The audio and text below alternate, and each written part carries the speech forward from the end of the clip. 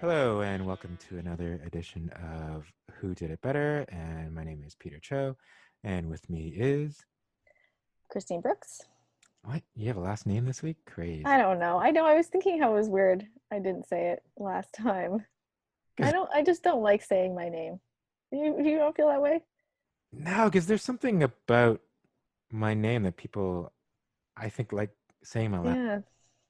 Yeah, they do. You're right. People don't like saying my name. Well, your last name sounds more like a '40s name. Oh, okay. I'll try to sound sassier next time. It's sassy enough. Fair enough. This week we're going to look at the revenge movies, and we have chosen John Wick and Road to Perdition. With this particular combo, I had this idea when we were first discussing making this kind of podcast because I watched Road to Perdition last year, and it struck me how much it reminded me of John Wick. It's one of those things where you can always sort of compare very, very basic things to another movie. These two movies are very different, but there's certain beats which are like, wow, this is weird. I mean, is this a trope? And it isn't, but I love the specifics of how they sort of cross and in the end, how different these movies are. hmm I never thought about it until you said it. And even when I started Road to Perdition, I was like, I don't know about this. But then as it went on, you're right. There are certain beats where I was like, oh, yeah, that's kind of like the same version of this scene. And after like the first 20 minutes or so. I mean, in terms of what a revenge movie is, the hero has something horrible happen to them, and then the movie is really just them getting revenge over this horrendous act. But let's just get to something right away. I love these John Wick movies. So I just, I mean, with my history of it, I specifically remember reading articles that it played at I think it was Fantastic Fest, and people just lost their mind and said this is one of the greatest action movies of all time, and just hyping it up so much. And then I saw the trailer, and I was like, okay, I don't know what it is about it. And then when I finally saw it, I did enjoy it, but at the same time, I was like, I don't know what they're talking about. I just was like, this is not the greatest action movie ever, but I kept watching it just over and over and over, and then I just started to love it, and I can't explain why. And I think I love the world. And then the second one came out. The weird thing I would say is I love all three John Wick movies, but I don't know that any of them are great movies. I Okay, love that's the fair. I mean, I feel like for action as a genre, that could be said for a lot of people's favorite action movies. the action scenes in them are amazing, which is what should be the best thing in good action movies. But I love the world that they present. I just from the beginning, I remember thinking, oh, the plot is the generic revenge plot. I loved the Continental. I love this idea of the world of assassins, and that's why I was looking forward to the sequels. And as this two sequels came out, they are getting more into that. I've kind of jumped way ahead. We should just talk about the basic plots of these two movies, and I should say they are really basic plots. So, Yeah. I mean, the joke with John Wick is what they marketed it as, where John Wick is a super hard ass killing machine, and the bad guys kill his dog, steal his car, and the movie is him getting revenge. And then when you tell somebody that, I think most people just laugh, but then they get it. It's like, well, in movies and in life, you don't kill somebody's dog. It's like, yeah, he better go and kill all the bad guys because they killed his dog. Go get him. Like that's all you need to know. And I thought that's just genius. Yeah, I think that's good. And that's a fair summary. I mean, I feel like people would think Road to Perdition, because it's kind of like Oscar Beatty melodrama, would have a complicated plot, but it doesn't really. It's pretty much the same. Tom Hanks is Michael Sullivan. He's like he's an assassin. He's the hard man for Paul Newman's Irish gangster, and he sort of works alongside Paul Newman's son, Connor, played by Daniel Craig. But upon discovering by accident Daniel Craig essentially betraying his father, Craig decides he has to take him out. Does some, I guess we don't care about spoilers, right? No, let's. So obviously, Right. Daniel Craig, he takes revenge on Sullivan's family, murdering his wife and youngest son. And so Hanks and his oldest son have to go on the run while also getting revenge against Connor and essentially the whole Rooney gang for murdering his family, but also abandoning him in his quest for revenge and for the right thing to do. I feel like I didn't describe that very well, but yeah. Man wronged, badass assassin wronged, gets pulled into revenge-filled romp through the town. Pretty much every revenge movie can be described as that. That's why Yeah. it is a trope. For these two, like they're done so differently. Like I swear, I just thought of this today. It is strange the way they set up John Wick in the sense of most movies, they would have had the wife alive, and she would have been the one that was killed, just like Mm. Road to Perdition. So it is very strange that she dies just before this, and he's in mourning, and the dog basically represents her, and that's what's killed. I don't know if it was to sort of make it into a joke where it's like, oh, they killed his dog, now he's out for revenge, as opposed to they killed his wife, which would have made it more tragic. It would have been one of those things where it's like, oh God, the only reason to have a wife or a girlfriend is to have them murdered and be the reason why the hero takes revenge, which is strange because you'd think it'd be the reverse. Like Road to Perdition is the classy movie, but they do the cliche thing where we're gonna kill the wife and son to make the protagonist get his revenge. I can never tell when they cast somebody pretty big to have such a small role, so that when you see Jennifer Jason Leigh, it's like, oh, great, she's in this movie. So I don't know if they're trying to trick you into thinking that she's not going to die, because, like, oh, well, I mean, she's got to be in this movie more. So I don't know if that was the purpose of. I don't know either, but I think probably. Because I think you could anticipate them maybe killing his wife, but when I first saw it, I didn't anticipate both of the wife and the youngest child being killed. Mhm. I know, like I guess I hadn't seen the trailer before I saw it, but that was a bit of a surprise. But yeah, I think it feels like a bit of stunt casting in that sense. Like you wouldn't think that they would kill her off so quickly.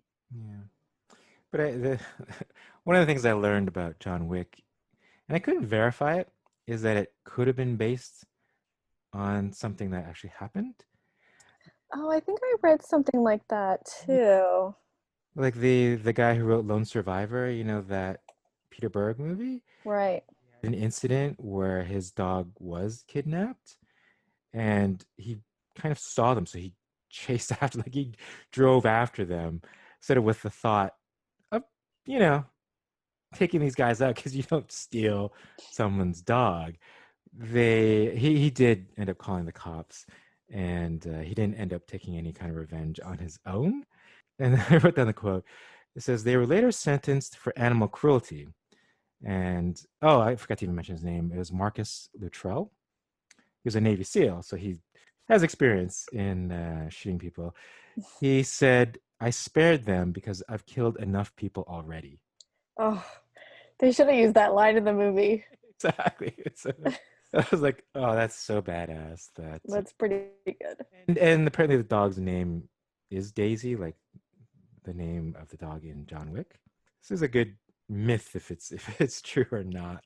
But then you wrote to Perdition is based on a graphic novel. I know you would think it would be the reverse, that like John Wick would be the graphic novel, and then like Road to Perdition would be some sort of loosely based biopic of Irish gangsters or something like that.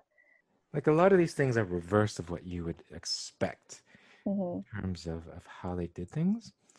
And I read Road to Perdition eons ago, and I don't really remember that much of it, but I just remember that McGuire, the assassin played by Jude Law, is not in the graphic novel. Like in the graphic novel, there's a bunch of hitmen, and they combine them into one to make it more interesting, Okay. as they do most of the time with multiple characters in books. Yeah, he definitely seemed like the most cartoony, so it's kind of funny that he wasn't even in the comic. So let's get into the So, first set of comparisons. What do you say? Like looking at the world of the two movies. which movie do you think has better motivation? I was thinking about this. I mean, I like that John Wick doesn't show you the relationship with him and his wife. I don't think we need to see that. And I think almost the fact that it's a memory for him makes it seem more kind of wistful for the audience too, you know? We don't it just seems sort of like elevated somehow just being through his memories. And I like the idea of the dog. I mean, I don't like seeing dogs killed, and that was really hard to watch. But so I guess it works in that sense. But the idea, it's like he thought he had lost everything, and then he gets this puppy, and there's some semblance of hope again, and then he loses that too. So I think that is a really good motivation. When I was watching Road to Perdition, I was just thinking about how you don't really see. I think you don't. The surface motivation is obviously his wife and youngest son are murdered. They're also threatening to murder his oldest son who witnessed part of the crime. And so that's the motivation at first. But then as the movie goes on, I think he's getting revenge because he was so distant and because he was keeping his family out of that part of his life, he didn't really know them. And so it's all been shattered before he even had a chance to realize how much they meant to him. Do you know what I mean? Yeah. Like he doesn't really know he asked his son what is he like in school, you know. He didn't know his younger son was the one who was good at math.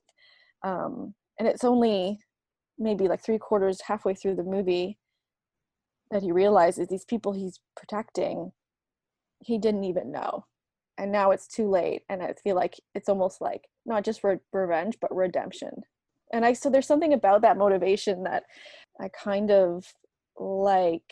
It's close though. I think they're both good in that sense, but it's like it's too late for him, and so that motivates him to make amends for pushing them away for so long. The way I would loosely describe both movies, Master Assassin is wronged by the idiot son of a mobster who he has worked for, and all hell breaks loose. But Yeah, that's pretty much a perfect summary for both of them.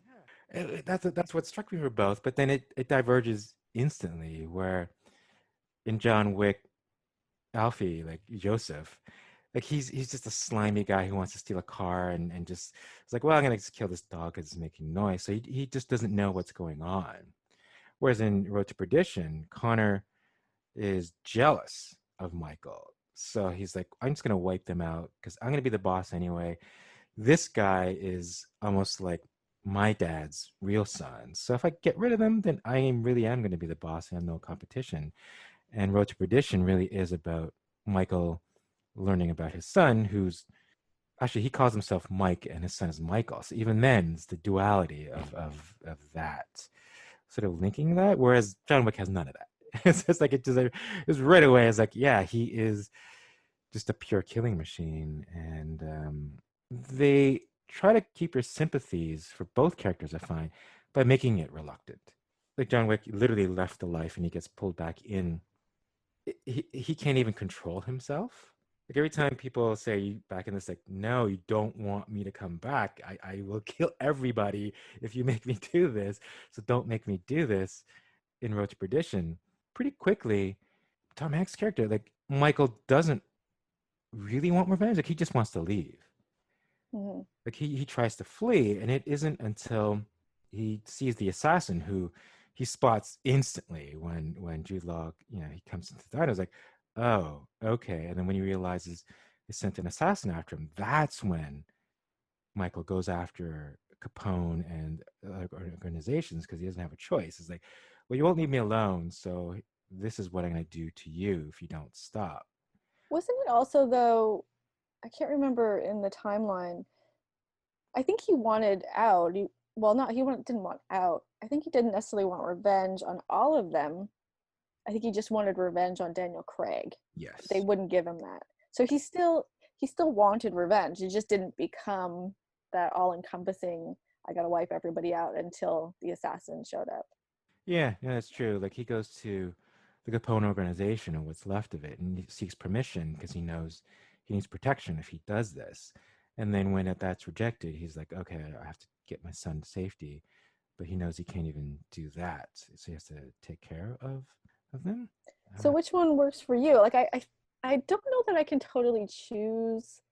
There's something about the depth of the motivation for Road to Perdition that I like a little better, but at the same time, I can't say that I would have wanted that in John Wick because Hmm.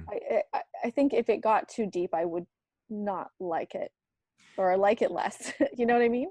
I think for the tone of their movies, they did what they needed to. You can have John Wick mourning for his wife, but you don't really want it to become too emotional.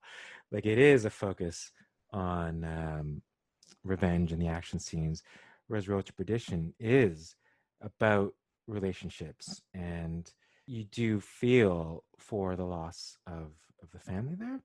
But if I had to choose, I would choose John Wick because in Road to Perdition, once the wife and other child are gone, they don't really talk about them much. Like it doesn't feel to me that that's what they're missing, and it is that thing where they don't have time. Like they're fleeing for their own lives, but it's about them learning about each other as opposed to missing what is lost. Yeah, I think that's fair. I think, yeah, I might have to agree with you on that because I do remember watching and thinking it's kind of weird that they're not really talking about them. And, Yeah, today's the day of the funeral and he does call and check in, but I mean, I guess he's really a closed off character. You do see him cry when he first discovers them, but that's it. But even the son, like Michael Jr., feels very removed. I don't know if we were missing. It did feel like maybe we were missing a scene where it was like maybe at least one scene where I felt the impact of the loss a little stronger. Yeah, so maybe in that sense, it's a good idea for a motivation, but they don't really play it out as well as they could have. yeah, and I actually find for John Wick that it gives us a better sense of his character. That it's like he could let it go in terms of okay, they stole his car and they killed his dog. He he doesn't have to go and kill all those people, but it's an indication of what he is. That he can't control himself. It's like, of course I have to do this. You did this to me. There's no way I can let it go. And it is a principle thing because when he finally does kill Yosef, like he doesn't get any joy out of it. Like after like, killing all his way through, and they're in the warehouse, he shoots him, and then he walks up to him and goes, "It's just a dog," and he just shoots him and walks away. Like he doesn't stare at him. He doesn't shoot him 6 times. He has to kill him out of his just like moral code, which is, an assassin. He just is like, well, this is what I do. This is what I have to do. Well, then maybe could you argue in that sense, you do kind of get just as much of a sense of who Mike is in Road to Perdition because he doesn't become like this type of killing machine that John Wick does Hmm. because he feels like it's his fault, Yeah, there's a lot of So the fact that he's kind of mostly just reacting until Jude Law's assassin shows up, and then when they actually start to have a plan about stealing the money from Chicago gangsters, and that's the only time where he starts to be more active as an assassin. So like I think you do get the sense of who he is, and because he didn't react in that same "all right, that's it, I'm back in, let's do this" kind of attitude, because he blames himself. I'm torn. like John Wick isn't even human, especially after 3 movies. Like he's always described by the other characters as the boogeyman. Although at the beginning they do sort of say he's not the boogeyman, he's the one who kills the boogeyman. But at the same time, I still root for him. Like you do feel bad for him because he does keep thinking of his wife, and I do like the fact that he's supposedly like the best killer ever, and people are terrified of him. But he's not like untouchable. Like he gets the crap beaten out of him in this movie and the other movies. But what makes him John Wick is this his like sheer will and determination. Yeah, that's what I was gonna say. When it seems like, I think you said he seems like he's not human, but yeah, I kind of disagreed because I haven't seen the other two, so I don't know. Yes. But for this one, there's scenes where, like, obviously in the robbery at the beginning, but even in the nightclub scene where he gets thrown off the balcony, the way he thuds on the ground, it's like, oh, like I could feel that, and you feel that he felt it. So he doesn't seem like this over the top superhero who can't be killed. I thought they did a good job in showing him as being like super skilled and terrifying and almost superhuman, but just the almost. Yeah, and I think what makes him like a cartoon character is that he keeps getting up. Yeah. He's in ungodly pain, but it's like that's why he's John Wick. Because yeah, you'll shoot him and then you'll stop him for a little bit, but it's not because he won't die. It's like he just won't believe he's gonna die. Like he's just like Yeah. just keep going. And then like the bosses of both movies, the incident happens. It's like they're both resigned. They're just like their idiot son is gonna kill us all. And like they both have the same like resignation. Paul Newman is amazing as Hmm. just he's like the perfect age, he's the perfect temperament.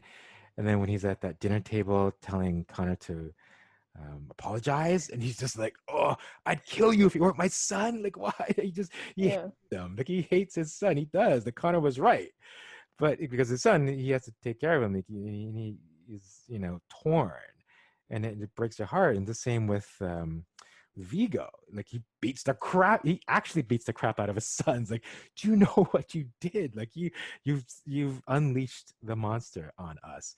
But because you're my son, again, I have to protect you and try to stop this thing. Yeah, but I wouldn't call it the same because, like, you can feel with Paul Newman as Rooney, you could feel the anguish. Hmm. Like, like family is so important to him, even though he never talks about it. It's just in the way that he emotes in these scenes. He doesn't like his son, but he loves him. And there's just none of that in John Wick for me. Like Yeah. the dad is just like, this guy's a buffoon, straight up. I gotta protect him because I feel like it's more like just to save face. I don't think there's actually any kind of father son relationship there. I Yeah. didn't feel that at all. So I feel like if they had had more of that in John Wick, maybe not as much melodrama. I don't need the melodrama part of it from Road to Perdition, but it just felt like he didn't really have that much at stake Mhm. protecting Alfie Allen's character. He gives him up really quickly. True. If I tell you where he is, will you let me go? I was like, yeah. And then he tells him, like he just gives up his son to die. And But even then, I was like, well, what was all this for then?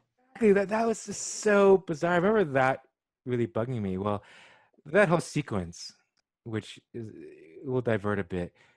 I it's a trope, obviously because of James Bond, but I hate those scenes where the villain has the hero tied up and is talking to him instead of blowing his brains out. Like that's Mm.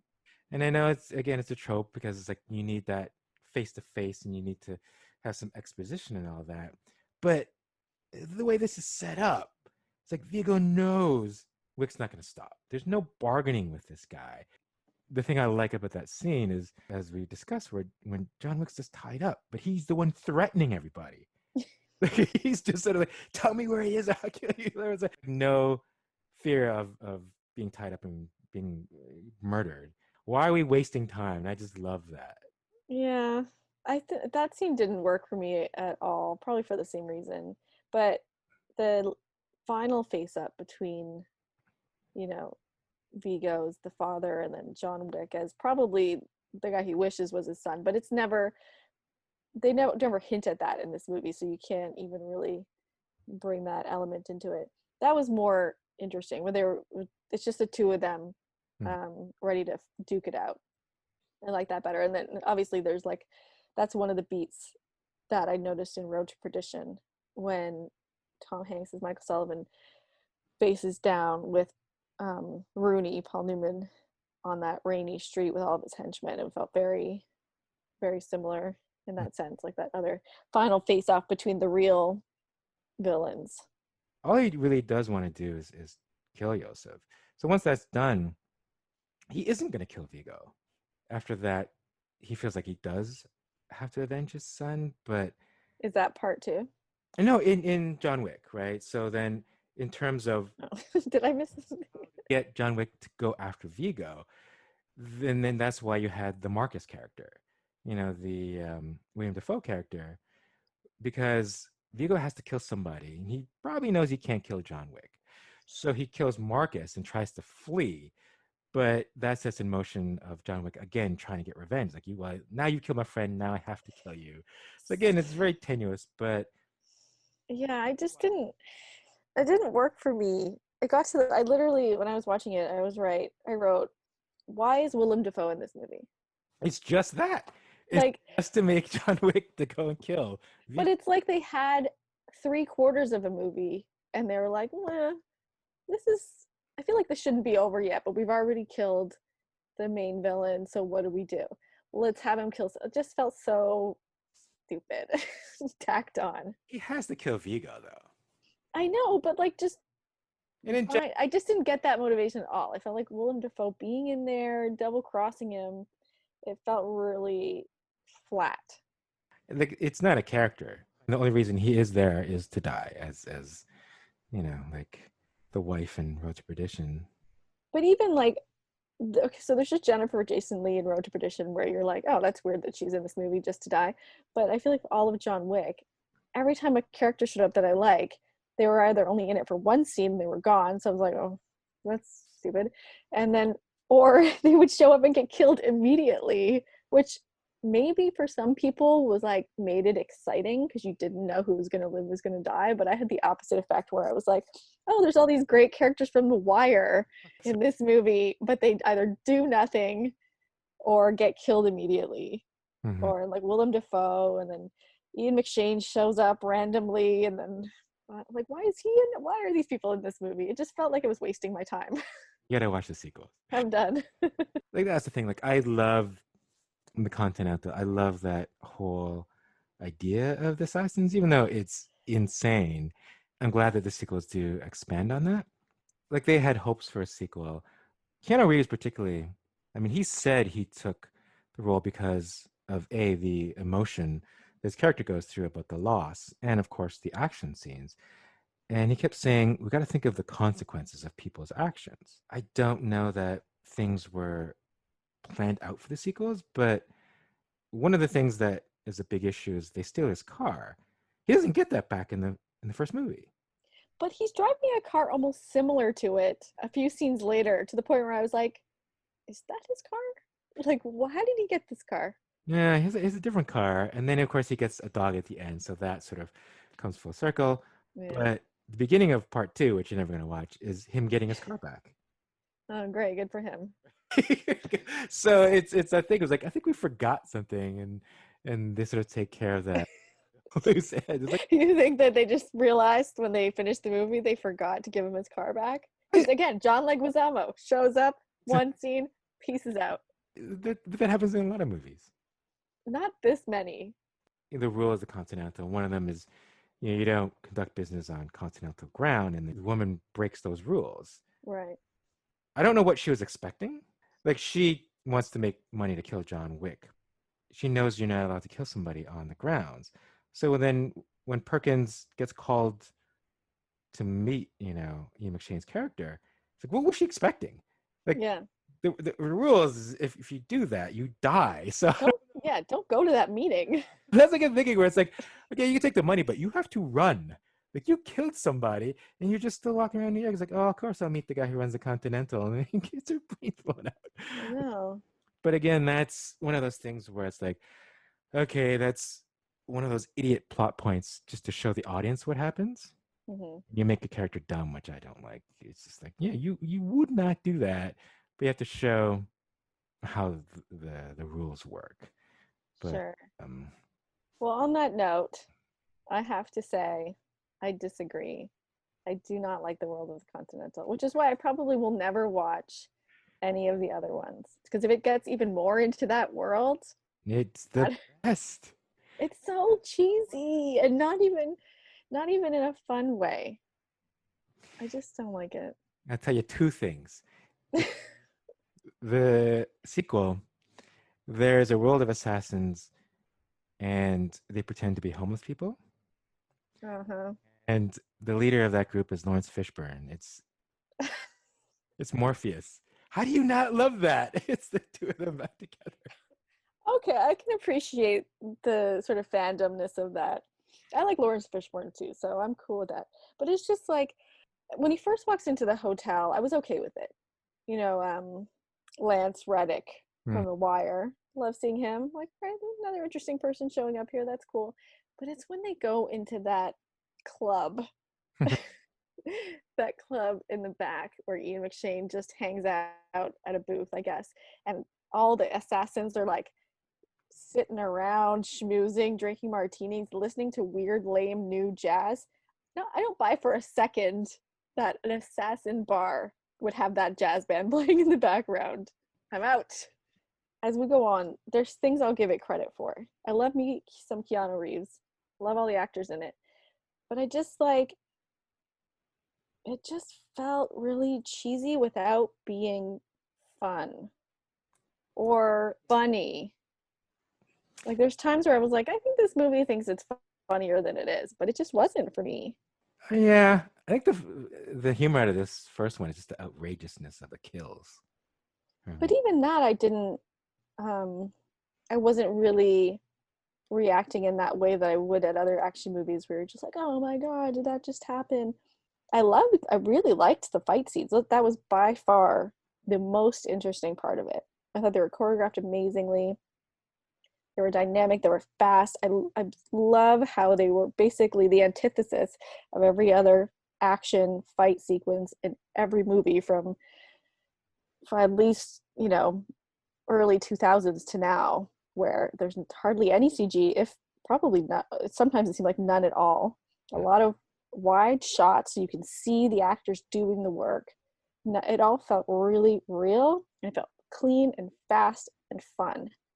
But I wasn't like, there wasn't humor. I didn't really find any humor in those either, which is fine. There doesn't need to be humor in those scenes. If they can fit it in, great. If not, that's fine. But everything else, it was just like, meh.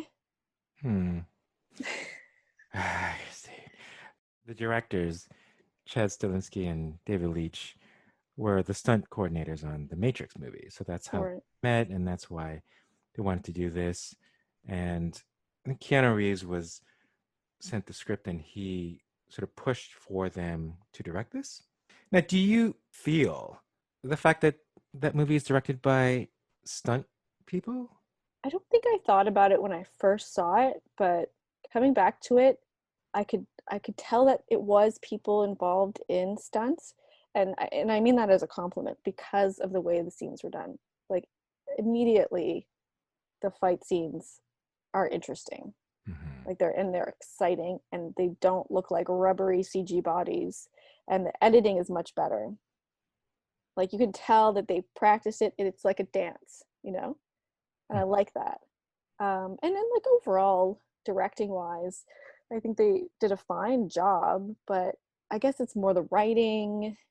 Like they stripped down the dialogue, which is good, but the times there was dialogue, I was just like, I don't believe any of these people saying any of these words.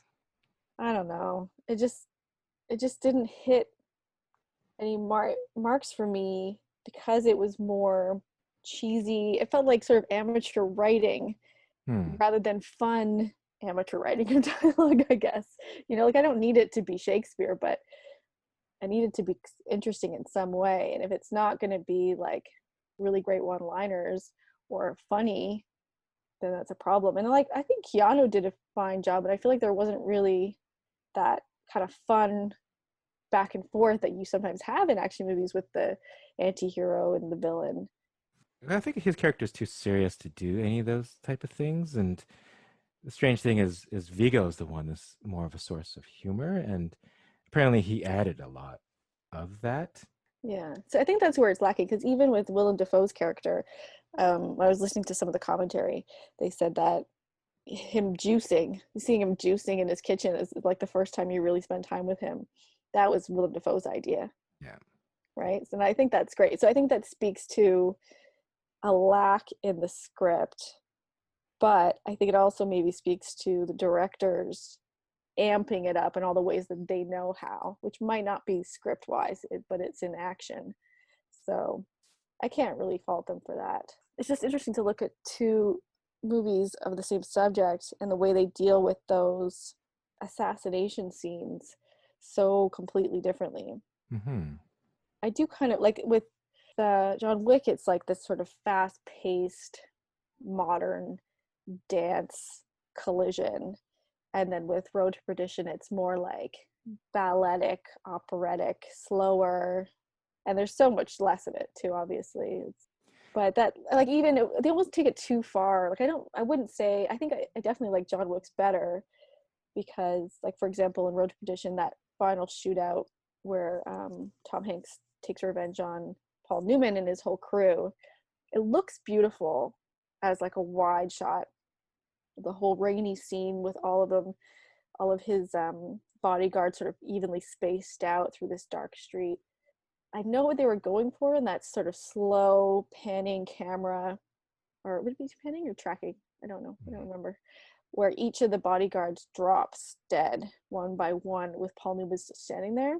I know that it's hard to not think realistically and think, why wouldn't some of them take cover? You know, like, why are they all just standing there waiting to be mowed down? It let the style of that sort of operatic Godfather-esque wannabe movie take over, rather than if they had kept it slowed down, but, you know, made the characters' reactions to being shot at more realistic. I think I would have liked it better.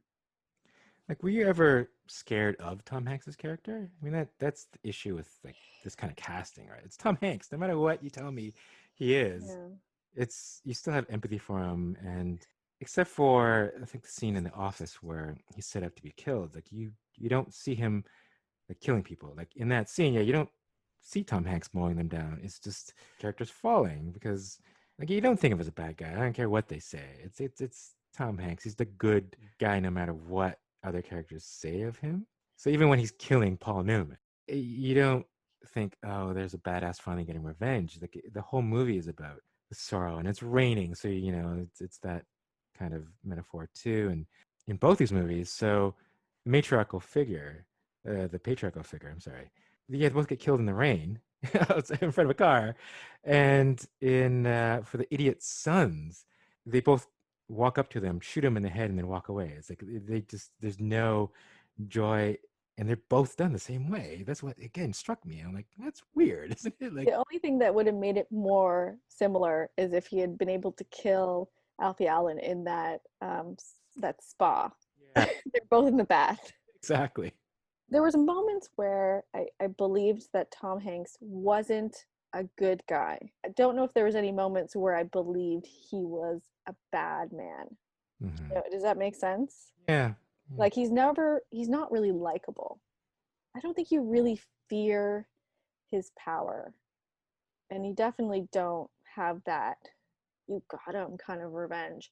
But then again, I don't think the movie wants you to feel that way. Like, he's not happy about doing this. He has that scene with Paul Newman in the cellar of the church, basically saying to him, like, I'm the son that you wanted. That was me, and you won't stand up for me. They don't want you to feel that. They want you to feel like this is some badass assassin taking everybody out. Isn't that awesome? They want you to feel his sorrow doing that. Like you said, with the rain and all that, they really go heavy on the emotion of it with that motif. Whereas with Keanu, I definitely believe that he was a ruthless, bad person, but something changed in him. Hmm. And he's become a softer person. It's almost like Unforgiven. Hmm. It's more akin to that guy. Yeah, no, that's a perfect example. I didn't even think of that, where they know what they are and they're trying to leave it behind. So like their warning is like, don't make me do this. Yeah. Do you think if Wick's character didn't have his car stolen and he had his dog for 10 years that he would have actually reformed? Or you would have think someone would have stepped on his foot and he would have like just just get set off. Like was he just a ticking time bomb? Maybe. I mean, no, I don't think in that sense, but because I keep thinking of Unforgiven, I wouldn't be surprised if when he was 70, if someone told him about what was happening in town, I don't think he would ever be able to just turn his back and say that's not like my life anymore. The original script, the John Wick character was in his 70s. Right. Was it supposed to be Paul Newman? That was Paul Newman. That would have been even more mind-boggling. I'm pretty sure the writer said when he wrote it, Yeah, I didn't he even was mind. thinking of Paul Newman. But obviously by the time it was being shopped around, he had already passed away. I think the writer said something like, yeah, he's supposed to be in his 70s and 12 people get killed. But then when it became Keanu, they just kept killing more people. It was good. Yeah. It's like, no, it could be more. Let's just amp it up. And it became this insane action movie. So maybe the first draft was more like Road to Perdition, and it was about the emotions and Maybe, but if Paul Newman was in John Wick as a man in his 70s, I feel like he would have been closer to that badass cold as ice killer than Tom Hanks.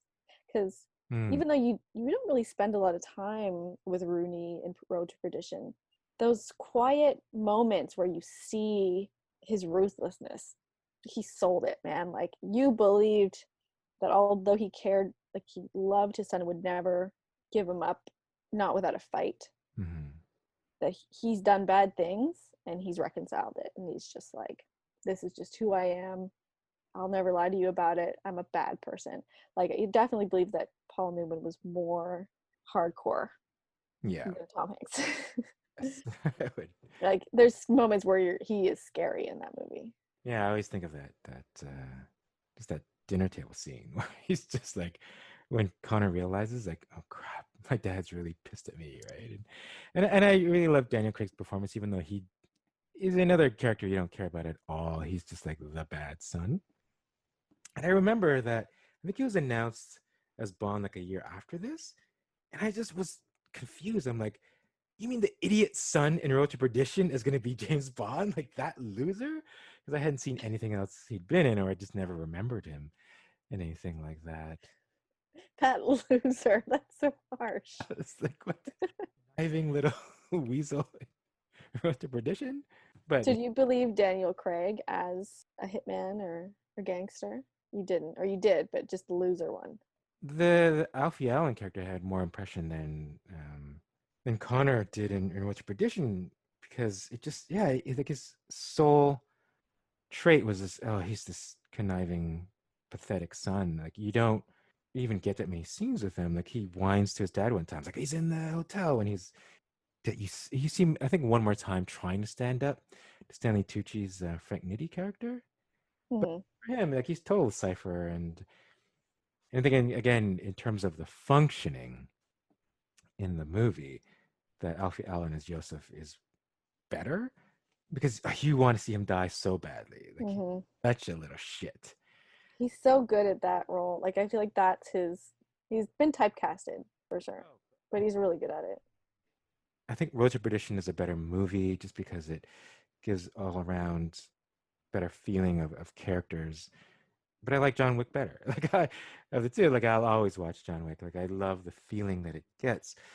Even though we both can be qualified as revenge movies, you would really call Road to Perdition a drama and John Wick an action movie. And like I love the fact there's going to be a John Wick 4. Like I just want to keep experiencing. Like I'm not tired of it.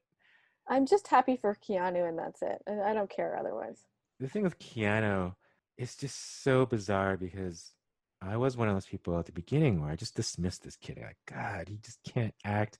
I don't know why he's so popular. Like, it just, I remember the strangest realization of how big an actor he was being in Hong Kong, God, like in 1996. Of course, I had to go to a video store in Hong Kong. I'm like, okay, I'm going to see what they have. And they had a corner, an entire wall of American actors and their spotlights. And Keanu Reeves was one of them. I was like, wow, he's really big in Asia. Clearly, like they have an entire row of Keanu Reeves movies. Hmm. I loved Speed, which was before that. But as time went on, I think I just liked him more as a person. Yeah. And then he grew into him playing a certain type of character. I'm like, well, he's good at that. He knows that. When there was that spotlight at TIFF, when he did those introductions, which were, Oh. I was one of those people who's like, he's one of the coolest actors ever. Like I just started loving him, like as a person. When John Wick came out, he kind of had fallen off, hadn't been in really big movies. So when I saw this, I was like, all right, he's one of my favorites now. He's doing what he knows he likes doing. He's amazing in this role. watching interviews, everybody says he's like the nicest guy ever. Same with Tom Hanks. It's like Mhm. I just love hearing that. And it just actually makes me feel better like watching their movies. Like good. And kind of supporting somebody who's actually a good person. And I'm glad Yeah. he loves doing these movies. Like it's not like the studio's saying, all right, we want 10 more John Wicks. He's all like, all right, this is what we're doing the next one. He just loves making them. Yeah. Me like them even more. I'm like, perfect. I'm all in. Yeah, and I do get that. Like, I don't really like this movie. I know how people feel about Keanu Reeves, and I've always been a big fan of his. Like from Parenthood. I don't know if you remember the character he plays in Parenthood. It's just such a good kind of 90s spaced out guy, like the boyfriend of Martha Plimpton. I guess he's like it's 80s more, late 80s, but he just plays that role so well and it's just so likable. It's hard to explain because it's not even a very big role. But I remember seeing that and just being like, this guy's awesome. I don't know what it is about him, but he just gets to play these kind of weirdo characters. And then yeah, I love Speed as well. So I'm down with it. I'm happy for him. Good on him for having a franchise that he enjoys making. And I appreciate the stunt effort he puts into it because that is really the best thing about John Wick. But I'm sitting here and I'm like, again, I think we were talking about one of the other pods that we did where I was like, okay, if these movies were on TV, would I stop and watch them? And I'm not sure that I would really stop and watch either of them, except maybe Road to Perdition would get an edge just because of how beautiful it looks. Mm-hmm. And even then, it would just be a handful of. It would have to be certain scenes. If it was other scenes, I would probably just keep flipping by. That's So fair. basically, I hate everything. It's so funny because we joke amongst ourselves that we just usually come out of a movie just complaining about it. And then I was joking, God, out of the podcast we've done, we seem to like stuff. We're giving the wrong impression to people. I know. God, people thinking I like things. I, What a world. I particularly have chosen stuff that I like, so we'll get the stuff. But Yeah, I mean, it was good that I had to watch these because I did see John Wick in the theater. Road to Perdition, I didn't. I just saw it um, on DVD or rented or whatever. So it was good to come back to two movies that I didn't really feel like I had feelings about either way. But in terms of like, sort of the final thematic question, what is more satisfying as a revenge movie? I think you're gonna say John Wick. oh yeah, because I don't. I know this is weird since I chose to compare the two, but I don't find revenge that big of an issue in Road to Perdition. So yeah, there's just no satisfaction and no real focus. If you think of a revenge movie, you think of something like John Wick. It's like, oh God, you've set loose a monster and sort of we have to get revenge. But I understand your point completely, right? Like as I said, the first time I watched John Wick, I was really underwhelmed. For whatever reason, it's really grown on me. Like I don't know if I would have liked them as much if there weren't the sequels. So then I can say, it's like, no, they do expand it. So there is reason for this stuff, which is not fair in terms of this comparison. But I can't not think of that. That's why I kind of brought up the sequels so much and sort of how things do get expanded and why I like, the world of this. No, I mean, I totally understand your viewpoint on it. But yeah, particularly with John Wick, it's something that I don't even know that I can justify. It's like I just love these, really in a kinetic sense as well. But And I get that. I don't know if you need to justify it. Even if you just say, I just love the fight sequences, I can watch them over and over again. That's enough of a reason, I think. yeah, but I don't think Ian McShane's going to be in it. But there's going to be supposedly a series on these hotels. I guess you don't even know they're all over the world. I don't even care. There's one in Rome, which is run by Franco Nero. Ugh, like the cameos they have. See, those are things that are the best when they have these one scene cameos. I'm like, oh, cool. They're in the Cameos are good. yeah. I'll I give you just that. love it. But I'm just not into it. I guess I would still choose. I feel like Road to Perdition probably is more to my liking, because even with the revenge, although I do appreciate the "you killed my dog" motivation, maybe the fight sequences were just too, not too good, but like there's something, it was a lot of killing of strangers, so it never really felt like revenge to me. Hmm. So it's, I know it's a classic revenge trope to, you killed my wife, you killed my dog, whatever. It's weird because I'd figure you'd be more upset by a dog dying than the wife. I wasn't, I mean, to be fair, I wasn't particularly upset by either of them. I was maybe most upset by the youngest child getting killed, Yeah. because he has the best line in all of Road to Perdition. Can Hmm. you remember what it is? Can you guess? I can't remember the youngest son. When he copies Daniel Craig's character at night, and he's like, it's all so fucking hilarious. I don't know why. I just thought that was really, really funny. They don't explain why he copies him. It's just something he hears that he says to him at the wake. And then he says it to his brother later, and his brother's just like, why are you, what? What are you talking like that for? And it was great. And then they killed him, so Well, that's why he had to die. you can have children swearing. Do you want to talk about the trailers? I was gonna say, watching the John Wick one, I wanted to see this in the theater when I saw this trailer. Yeah. When I saw it, I was like, this looks fun. And it's got Keanu Reeves. Sold. And then I went and saw the movie in the theater, and I was like, that was boring.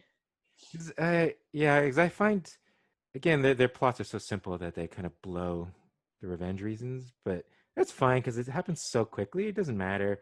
And you do want the audience to sort of get a sense of what's going on. Yeah. Yeah, I just thought the trailer for John Wick was perfect. It's like, all right. Again, it is almost a joke. It's like, oh, you killed my dog. All hell breaks loose. And, he particularly says, am I back? Yeah, I'm thinking I'm back. So then you just, oh, yeah, can't. Because everybody is definitely thinking of the Matrix and what a kick-ass character Neo was, at least in the first one. So they're dying to see him, like, unleashed again. I know it's a Perdition is a good trailer, but it's pretty generic. It's just this beautiful little, Oscar baity thing, even where, it's all right. Yeah. Actually, so with John Wick, you're right. It was fun and funnier. So by the time I got into to see the movie, that sense of fun and the humor, Hmm. I was like, oh, it's just the way they cut it. It's not actually like this in the movie. Right. And even that line, which is a good line, yeah, I'm thinking I'm back. At that point, it didn't really mean anything to me, because the time he says it, I'm like, yeah, we all know you're back, man. You've been killing like hundreds of people for the last hour and a half. It didn't have the impact that it did in the trailer. The trailer is really, really good. But I actually don't like the trailer at all for Road to Perdition. I think it's like a completely different movie. So they both do the same thing. They show me different movies. By the time you actually watch it, you're like, oh, that's not like the trailer at all. Hmm. That music, which ruins it, that like melodramatic, sweeping, almost like romance score. It's what I say is that they're trying. It's an Oscar trailer. They're like, But it was like a different tone, even, yeah. like that kind of score makes me think of some sort of period romance or Mhm. something, not involve people killing other people, not at all. Mhm. And then the text, I was like, did they even watch this movie? Because at one point it says, every father is a hero to his son. And I was like, this kid didn't think his father was a hero. He was appalled at what he saw. And he kept looking at his comic books, at what he believed were real heroes, and then looking back at his dad and trying to reconcile that difference. Like, whoever made that trailer did not watch this movie all the way through, as far as I'm concerned. It made no sense. I said, now you have to pick John Wick. I'd pick it for the trailer for sure. That trailer's great. Did you see Atomic Blonde? No. Listening to you talk about John Wick, the way you feel about John Wick is the way I feel about Atomic Blonde, which is directed by David Leitch, one of the co-directors of John Wick. Even though he's not listed, like they both directed John Wick. Right. Watching the three John Wicks, Chad took over and he is definitely directing the other ones. Whereas David Leitch went to direct Atomic Blonde, which tries to be a female John Wick. Mm-hmm. Like there's some cool action scenes, but again, I just thought the dialogue and all the characters were terrible. It was not into it at all. So I was just literally waiting for the next action movie. It has these cool, way on the nose, like 80s music. Halfway through, I'm like, okay, this movie is actually annoying me now. And So what part of John Wick did he direct? Like, I mean, the action scenes are good, so maybe it was that. Probably the continental scenes. But I was thinking, like, watching Atomic Blonde, that made me like the John Wick movies better. So I'm like, oh, this, like, you know what I mean? Like this is here's the co-director making his version. I'm like, no, there's something missing. Okay, so you're saying I should go watch a bad movie and then watch John Wick, Then you're like, and then I'll like it more. exactly. I'm gonna Great. like the John Wick movies. You're gonna get me to? Yeah. Absolutely not. Never gonna happen. I'm not watching anymore. Like, watch the first 20 minutes of John Wick 3. You got it's like a 56-year-old Keanu Reeves still kicking ass. He's like an old man. He's still doing it though. I appreciate that. It's, I'm making fun of it. It's just because I don't understand what all the hype is about. If there wasn't all this hype around it, I would be like, it's fine, and I probably wouldn't think any more of it. It's just I don't get it. I really don't get it, and that makes me react a little bit more strongly to it. It's a perfectly fine action movie. Fine. I can't believe you're not getting more angry at me for this. Well, because I know you. We always have this conversation. It's just like come out of a movie all angry, and then but your anger. Well, I get this way too, though. That's why I don't really bug you about it. I think it's a lot of his expectations. Hmm. Because you come out of a movie and you thought it was going to be great, it makes you angry as opposed to just dismissing it. Yeah, and to be fair, I wasn't angry. I was excited by the trailer for John Wick, and I saw it, and it let me down. But I wasn't like, oh, I'm so mad about it or anything. Like I was just like, oh, that really was not as good as I thought it was going to be. And I kind of didn't think about it again until I saw how many people were like, this is the greatest American action movie that I've seen in a decade. And I was like, really? Yeah, yeah. Okay. Again and again. I have to watch it again and again? Yeah. No. Twice is enough. I think I've paid my dues. Twice. But with that said, Road to Perdition, like I'm not gonna say, oh, this is such a better quality movie. It's pretty heavy-handed at times, and I think it takes itself a little too seriously. Whereas like John Wick maybe needs to be funnier. I don't know. They're both okay, but overall, there's certain beats in Road to Perdition that make me care more. John Wick 3 is hilarious. I'll take your word for it. See, it's like they heard your complaints and then they fixed it, and so now they made the movies that you want to see. This is just you trying to get me to watch the other ones so you can talk about it more. Exactly. If the next thing you come up with for this is another John Wick movie, I'm boycotting. I'll think of some weird comparison. I'm sure you will. Join us next time when we look at the mystery comedy with Clue and Murder by Death. Thank you for listening.